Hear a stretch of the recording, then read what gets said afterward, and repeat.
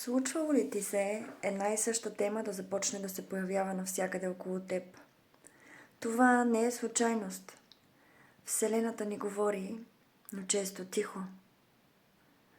Животът постоянно ни изпраща послания.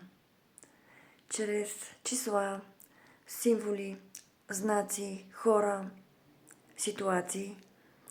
Чрез усещания в тялото, свиване, стягане, тежест. Или приятни емоции. Вселената не крещи. Тя тихо повтаря, докато я чуеш. Време е да спрем за миг и да усетим. Да се вслушаме в това, което животът се опитва да ни каже. Тялото ти често чува преди умът да разбере. Слушай твоето тяло. Чуй какво иска да ти каже. Когато се появи дадена ситуация, която се повтаря отново и отново, или дадена тема на разговор, която чуваш навсякъде, приятелка идва и ти казва нещо,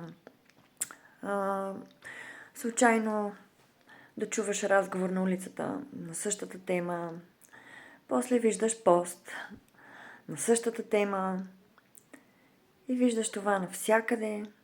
Това не е случайно.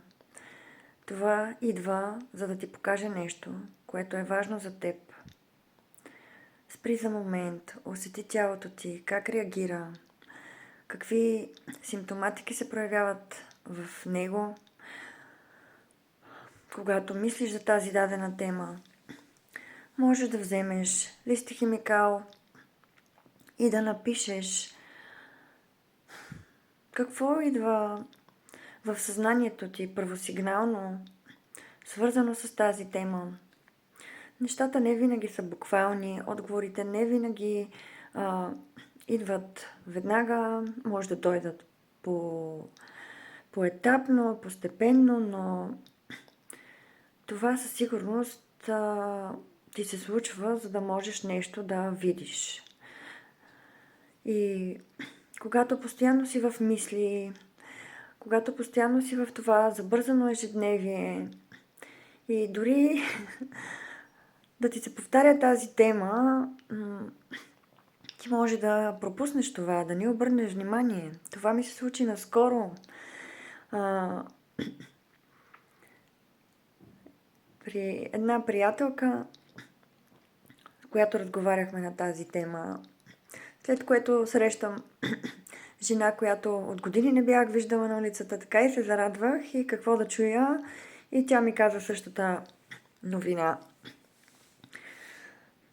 Имаше видеа, филми даже, в които имаше същата тема, но аз изобщо не бях обърнала внимание. При което ми се обажда една друга приятелка да ми каже как около нея всички хора им се случва точно тази тема.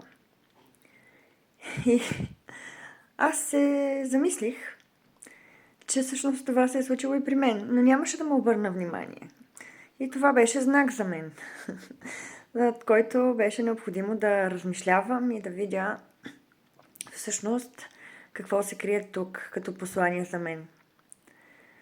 Така че искам да ти кажа, че знаците са тук, за да ни събудят.